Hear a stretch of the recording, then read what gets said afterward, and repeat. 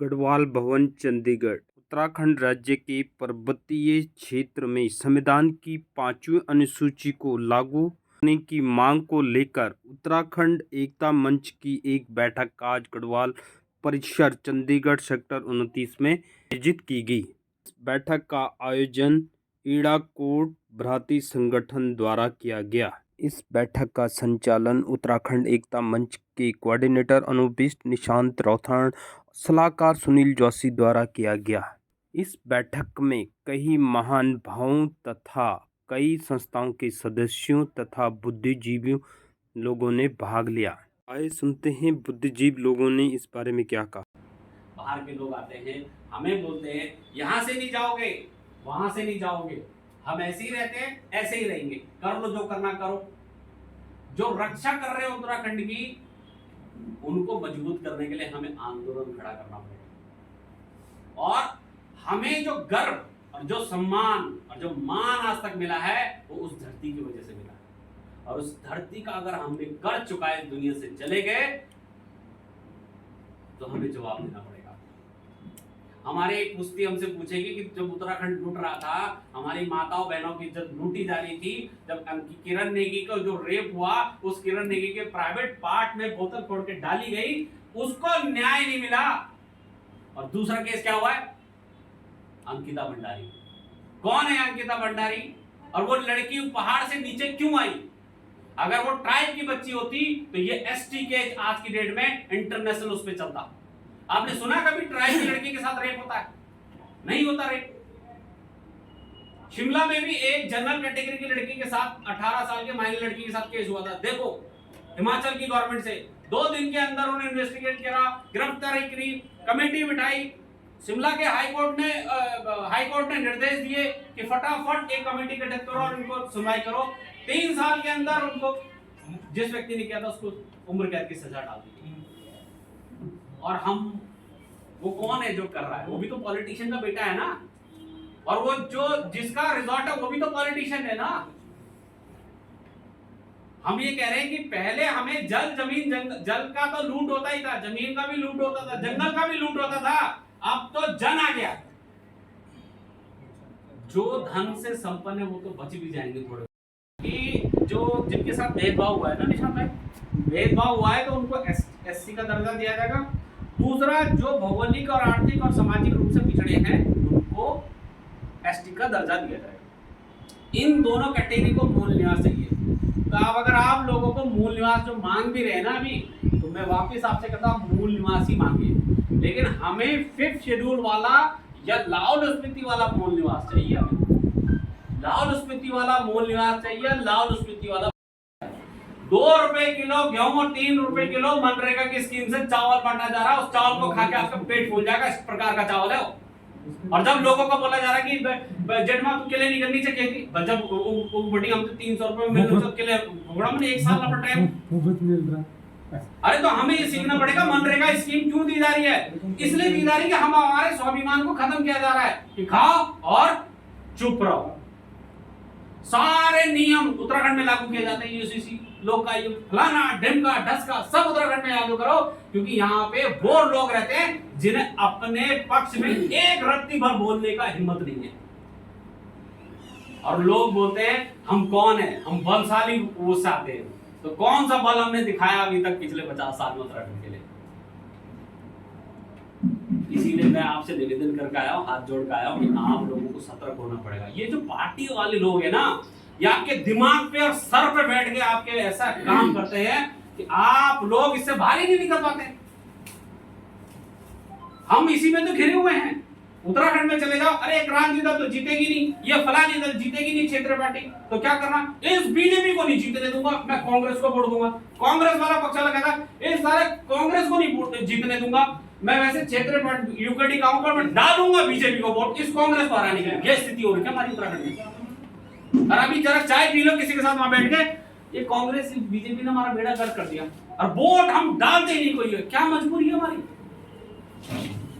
अरे जरा एक चीज मैं आप लोगों से निवेदन करता हूं, लेटर जिस दिन आएगा ना, उस लेटर को लेके जहां का एमपी, कहीं का भी एमपी, उत्तराखंड का एमपी जो आ जाए ना यहाँ पे, एक बार 5th शेड्यूल हमारी मांग है, हमारा भू कानून, हमारा मूल निवास, और हमें रोजगार देने का आप समर्थन में हो, ये लेटर वो उसके रिसीव में हो। आप इतना ही कर लीजिए, आपको उस दिन आपको इन नेताओं के सबके चेहरे नजर आ जाएंगे कि ये आपके कितने भले हैं और कितने साल और जिएंगे हम। 2 पुश्ती हमें अपने आप को प्रोग्रेस करने के लिए 2 पुश्ती खदानी पड़ती है चंडीगढ़ में, दिल्ली में, तब जाके हम थोड़ा सा सक्षम बनते हैं। और जो उत्तराखंड में लोग हैं बच्चे, क्या आबादी है उनकी?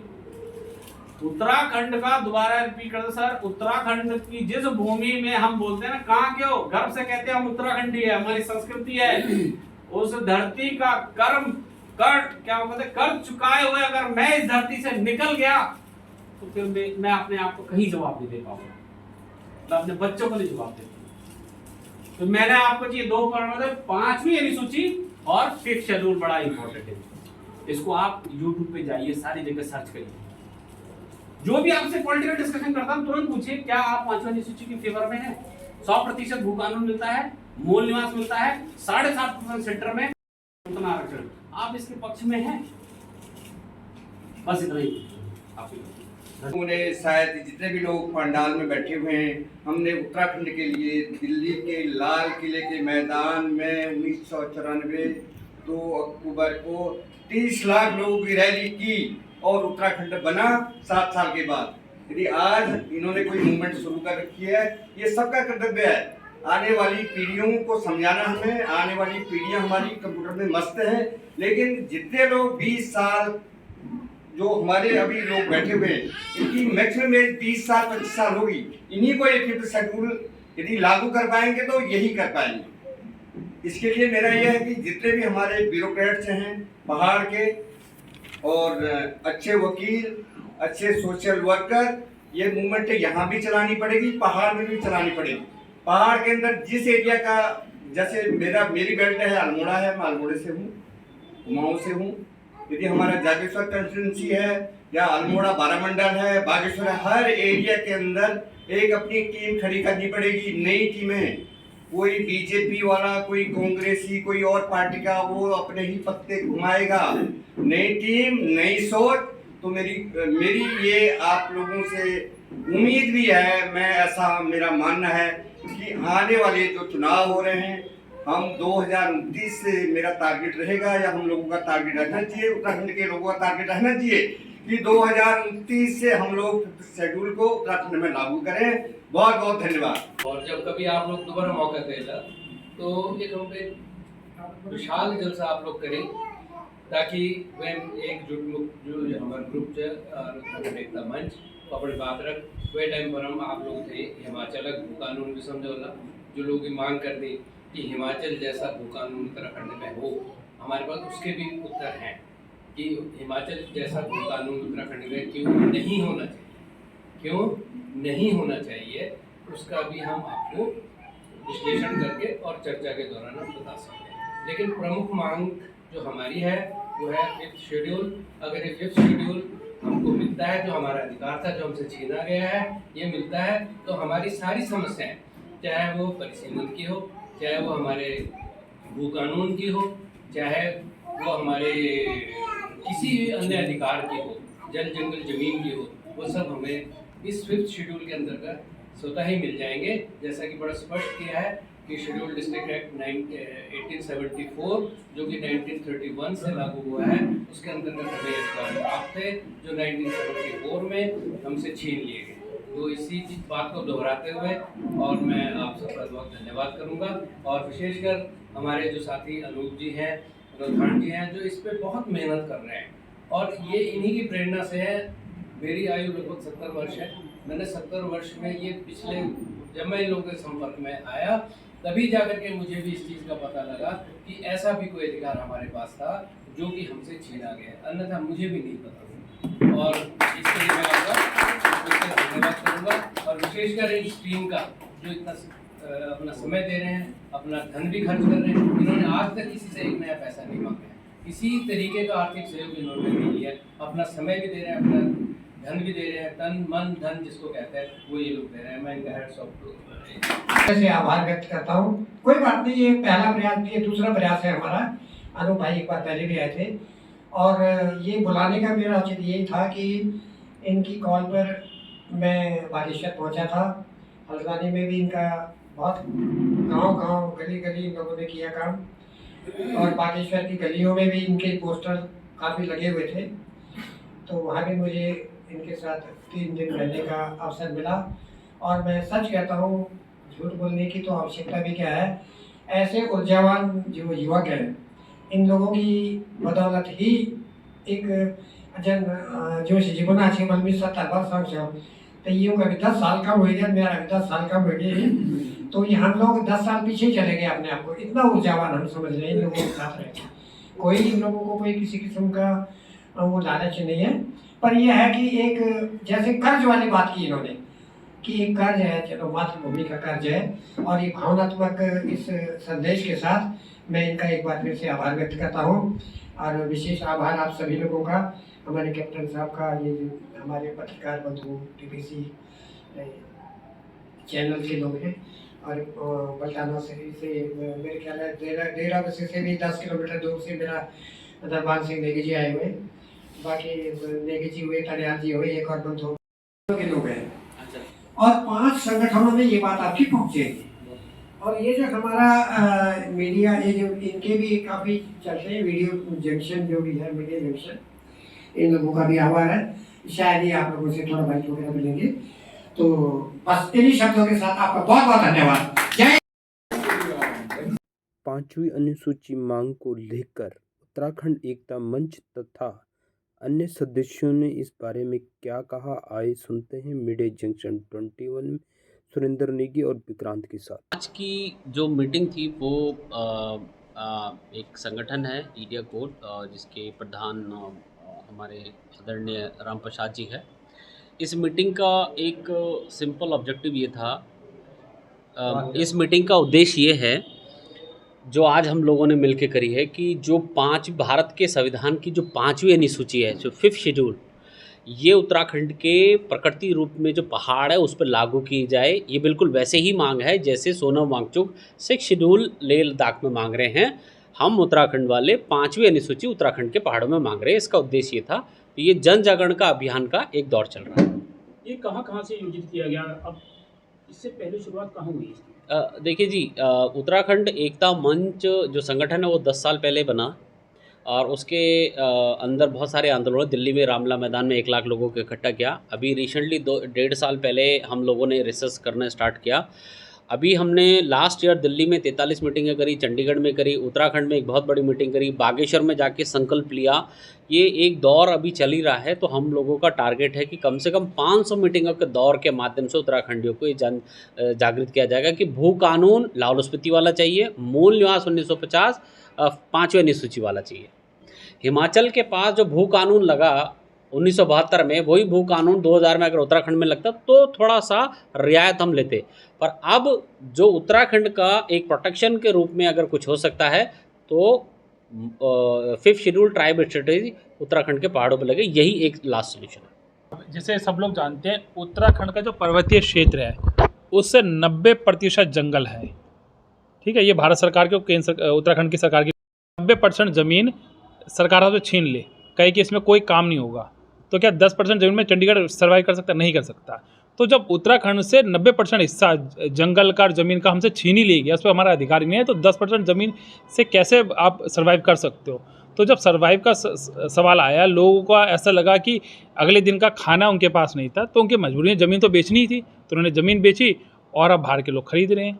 तो ये तो सरकार की समस्या, सरकार के कारण हुआ ना। सरकार ने जानबूझ के एक साजिश रची कि आपसे जंगल के कानून छीने गए, नदियों के कानून छीने गए, जो शेड्यूल डिस्ट्रिक्ट एक्ट 1874 में अंग्रेज़ों के ज़माने में लगा था, 1972 में आपसे छीन लिया गया, और ताकि जो लोग हैं वो पलायन करें। तो ये पलायन जो हो रहा है वो सरकार के कारण नहीं, वो यही है कि जो कानून हमें मिले हुए थे वो हमें वापस चाहिए, जंगलों पे अधिकार हमें वापस चाहिए, नदियों पे अधिकार वापस चाहिए। और जो भी रिपोर्ट आ रही है, जो हिमालय के सर्वेक्षण कर रही है, और हमने भारत सरकार की रिपोर्ट है, और जो अंतर्राष्ट्रीय स्तर पे जो भी शोध हो रहे हैं, सब शोध में ये पता चल रहा है कि जब तक उत्तराखंड के जो पहाड़ी क्षेत्र के लोग हैं उनको प्राकृतिक संसाधनों पे हक नहीं दोगे, तब तक उसका विकास नहीं हो सकता, क्योंकि जो विकास दिल्ली जैसे शहरों में होता है, बड़ी बड़ी बिल्डिंगें, बड़ी बड़ी कंपनियां लगा के गुड़गांव में जो होता है, वो संभव ही नहीं है। वहाँ जो लोगों को जिंदा रहने के लिए चाहिए, वो जल और जंगल पे अधिकार देना ही पड़ेगा।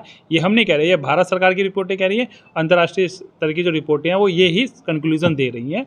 और 1815 से लेके अब तक जो हमारे क्रांतिकारी थे उत्तराखंड के, वो यही डिमांड कर रहे कि हमें जंगलों पे और ज़मीन पर और नदियों पे अधिकार चाहिए। हाँ, अभी तो कोई समाधान दिखता ही नहीं। जब तो आपको रोज़गार का सवाल हो, या आपका ज़मीनें बचाने का सवाल हो, या पर्यावरण बचाने का सवाल हो, आपको 52 लागू करना ही पड़ेगा, और कोई समाधान है ही नहीं। उत्तराखंड का जो आंदोलन होगा, या छोटे मोटे जो आंदोलन भी चल रहे हैं, पहली बात तो हमें ये समझना होगा कि एग्जैक्टली उत्तराखंड के लिए कौन सा ऐसे धारा है जिसकी ज़रूरत है, क्योंकि प्रकृति रूप से एक पहाड़ है, एक ट्राइब एरिया में बाय डिफ़ॉल्ट आता है, पर उसको ट्राइब स्टेट मांग कर रहे हैं। कुछ युवा जैसे मूल निवास 1950 की मांग करते हैं, तो मैं चाहूँगा कि सुनील सर हमारे साथ बैठे हैं। हिमाचल में 1947 से पहले सुनील सर के माता पिता शिफ्ट हो गए हैं, तो मूल निवास 1950 के ऊपर सुनील सर एक बार रोशनी डाल दे तो मेरे हिसाब से उन युवाओं को एक संदेश चला जाए। मेरे माता पिता आज़ादी से पहले से उस समय तो हिमाचल एग्जिस्ट नहीं करता था, शिमला में रह रहे थे, और आज भी हम वर्तमान हिमाचल में रह रहे हैं, जिसमें ब्रिटिशर्स के बाद शिमला की सत्ता पंजाब में गई। 1966 में वह केंद्र शासित बना। 1971 में पूर्ण राज्य हिमाचल को मिला। तो अगर हमारे वहाँ बसने और इस सारे घटनाक्रम को देखा जाए तो मेरे पास 1950 का मूल निवास होना चाहिए था, किंतु सामान्य वर्ग के लिए ऐसा कोई प्रावधान संवैधानिक या किसी भी राजपत्र द्वारा केंद्र सरकार ने जारी नहीं किया है। तो जो ये मांग है कि मूल निवास 1950, ये सरासर गलत है। ये केवल अनुसूचित जाति और अनुसूचित जनजाति के लोगों को ही इस प्रकार का प्रमाण पत्र जारी किया जाता है। उत्तराखंड सन 2000 में अस्तित्व में आया। सन 2003 में माननीय मुख्यमंत्री तिवारी जी ने वहाँ एक एक्ट में संशोधन करते हुए ये प्रावधान किया था कि जो भी नॉन उत्तराखंडी होगा वह केवल 500 वर्ग मीटर ज़मीन ही वहाँ खरीद सकता है, जिसको 2007 में माननीय खंडूड़ी जी की सरकार ने घटा करके 250 वर्ग मीटर कर दिया था। लेकिन 2018-19 के दौरान जब त्रिवेंद्र रावत जी की सरकार आई, उन्होंने ये सारे ही जितने भी संशोधन एक्ट में किए गए थे इनको समाप्त कर दिया और खुली छूट ज़मीनों को बेचने की कर दी, जिस कारण वहाँ बाहर के लोगों का जाना बसना अधिक हो गया। जहाँ तक उत्तराखंड के मूल निवासियों की बात है, जो वहाँ के पर्वतीय लोग क्षेत्र के वासी हैं, उनके पास रोज़गार का वहाँ कोई साधन नहीं है, जिस कारण उन्हें अपने प्रदेश से बाहर निकलना ही पड़ता है। जहाँ तक रही बात बाहर के लोगों के वहाँ बसने की, तो वहाँ लोग जो बाहर से जा रहे हैं वो वहाँ के हमारे संसाधनों का दोहन कर रहे हैं, हमारे लोगों को बहला फुसला करके उनकी गरीबी का फ़ायदा उठाते हुए उनकी कीमती ज़मीनों को कौड़ियों के दाम पे ख़रीद रहे हैं, वहाँ रिज़ॉर्ट खोल रहे हैं, वहाँ होटल्स खोल रहे हैं, और इस प्रकार से वहाँ पर एक हमारे लोगों के लिए असुरक्षा का वातावरण पैदा हो गया है, जहाँ हमारी बहू बेटियाँ जो वहाँ पहाड़ों में रह रही हैं वे सुरक्षित नहीं हैं। तो जो सरकार की ये कमज़ोरी है कि वह वहाँ पर जो पहला कानून खंडूड़ी जी ने रखा था या तिवारी जी ने रखा था, उसको उन्होंने 5वीं अनुसूची आर्टिकल 244(1) जो है उसके तहत ही हमारा पहाड़ जो उत्तराखंड का है वही सुरक्षित रह सकता है। वहाँ हमारे लोगों को रोज़गार के अवसर तभी मिल पाएंगे, और अन्य जो भी परिसीमन की या जो भी हमारी समस्याएं हैं वो केवल और केवल 5th शेड्यूल जो है वही हमारी समस्याओं को हल कर सकता है। ये आंदोलन बिल्कुल तूल पकड़ेगा जब हमारे अधिकार हमें जल जंगल ज़मीन पर वापस मिल जाएंगे, जो 1972 में हमसे छीना गया था। और यही आंदोलन जब हर व्यक्ति को समझना होगा कि जो उत्तराखंड से बाहर रह रहा है उसको घर वापसी करनी होगी, तो यही अधिकार देता है, पांचवी अनुसूची जल जमीन जंगल का अधिकार देता है, तो वो घर वापसी का रास्ता खुलता है। और जो उत्तराखंड में रह रहे लोग हैं उनको पांचवी अनुसूची के अंदर बहुत सारी योजनाओं में लाभ, एजुकेशन में लाभ, और इवन 7.5% सेंटर में आरक्षण, और जितनी जनसंख्या ट्राइब की अगर पहाड़ में होती उतना आरक्षण उनको मिलता है। तो जॉब द्वारा है ये। तो अब ये आंदोलन जो है वो जन जागरण अभियान हम लोग कर रहे हैं। चंडीगढ़ हो गया, उत्तर प्रदेश हो गया, राजस्थान हो गया, इवन हिमाचल में कल हमारी संडे को मीटिंग है हिमाचल में। उसके बाद हमने देहरादून, दिल्ली में 43 मीटिंग कर चुके हैं, देहरादून में मीटिंग कर चुके हैं। अभी ये एक यात्रा हमने बागेश्वर तक के उत्तरायणी यात्रा करी है।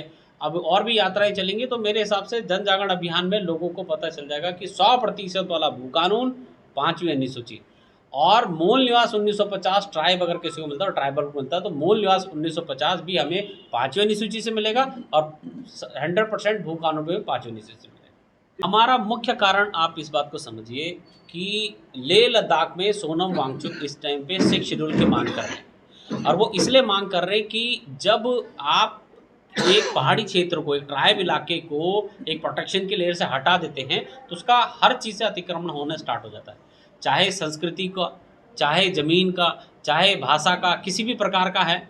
तो मेरे हिसाब से आप ये सोच के चलिए कि जो मेन मुद्दा हमारा ये है कि हमें उत्तराखंड की संस्कृति को बचाने के लिए लोगों को जन जागरण अभियान करना पड़ेगा।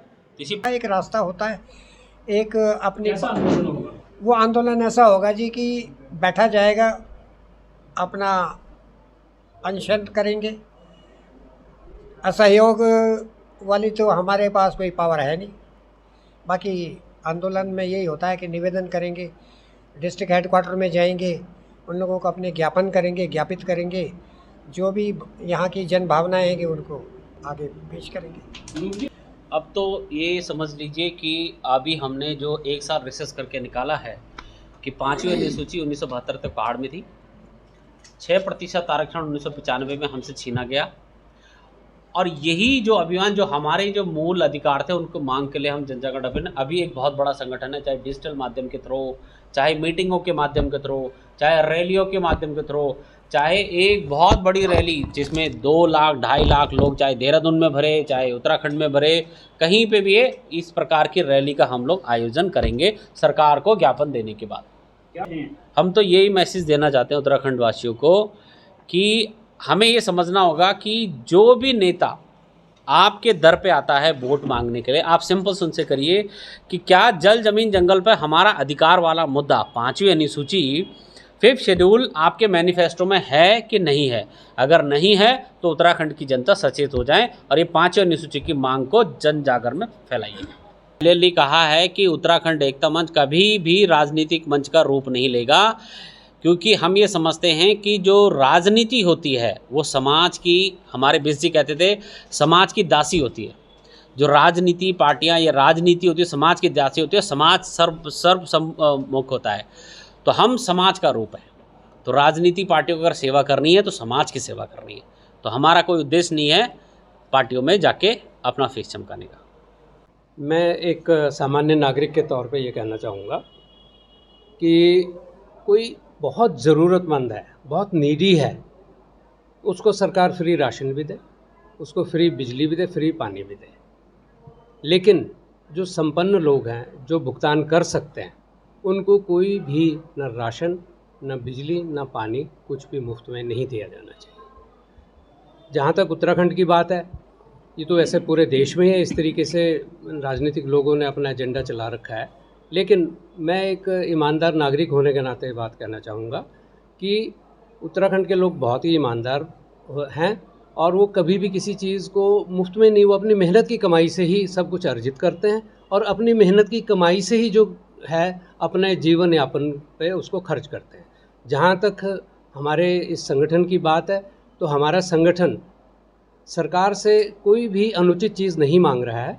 हमारा संगठन केवल ये मांग रहा है कि जो 1874 का जो शेड्यूल डिस्ट्रिक्ट एक्ट था, जो 1931 में लागू हुआ, उसके तहत जो हमारे अधिकार थे, जिसके लिए आज़ादी के बाद जो 5th शेड्यूल या 6th शेड्यूल में कन्वर्ट हुआ, उसके अंतर्गत हमारे पहाड़ के लोगों के, उत्तराखंड के पहाड़ी मूल के लोगों के, चाहे वो कुमाऊं मंडल के हैं, चाहे गढ़वाल मंडल के हैं, उनके पूरे अधिकार 5th शेड्यूल में ला करके और हमारा जो पहाड़ है उसको बचाए।